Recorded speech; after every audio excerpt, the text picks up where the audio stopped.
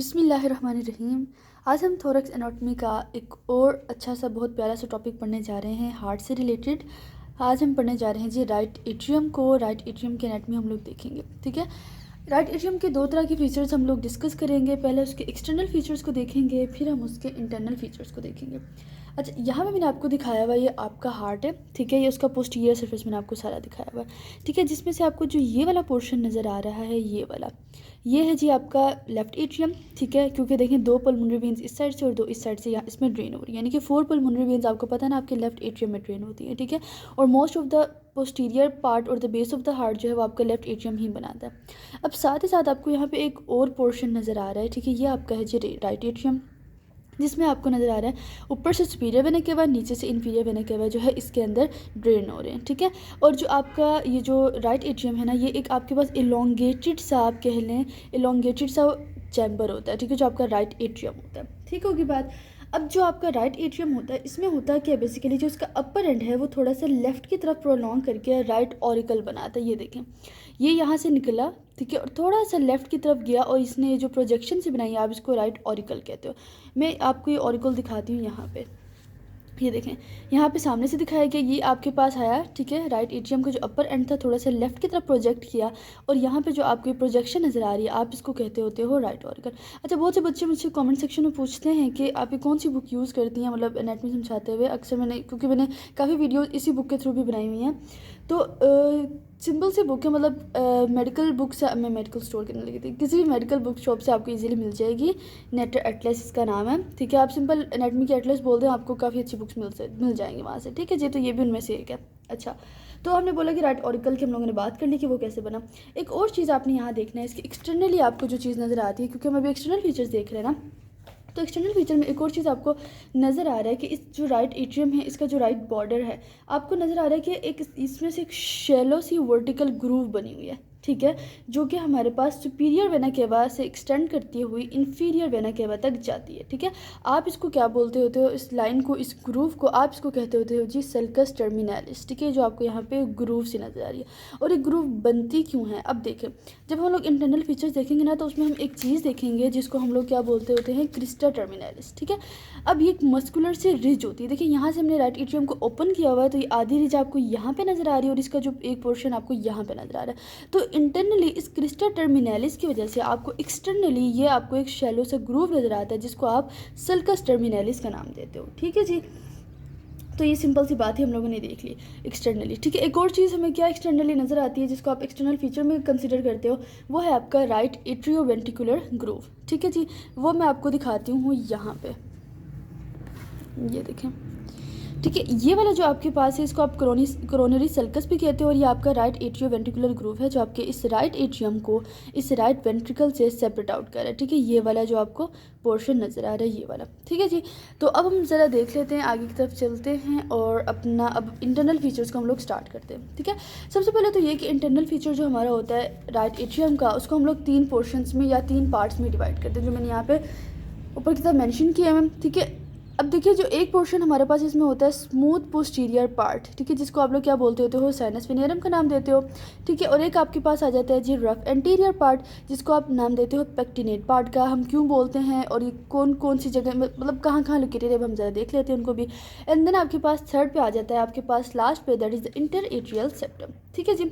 तो हम लोग सबसे पहले स्टार्ट करते हैं अपने स्मूथ पोस्टीरियर पार्ट से, जिसको आप लोग साइनस वेनियरम भी कहते हो।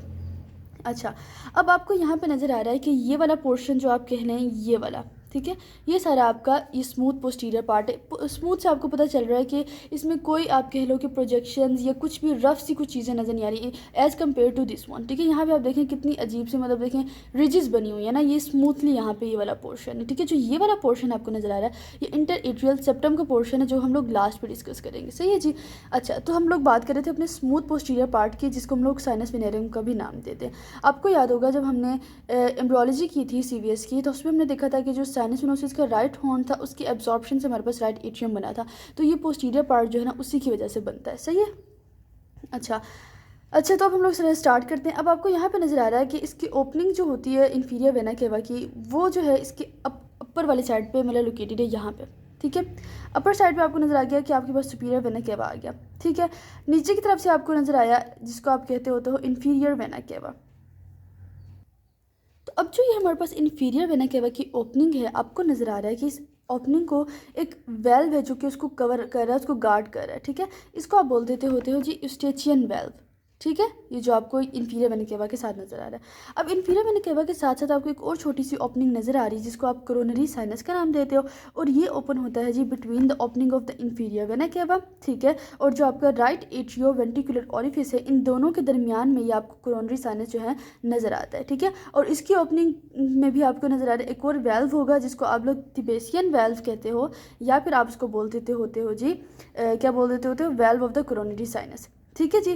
तो ये आपके पास आ जाते हैं जी आपके स्मूथ पोस्टीरियर पार्ट पे, आपके साइनस विनेरम वाले पार्ट में, जो भी हम लोगों ने चीज़ें डिस्कस कर ली, ठीक है।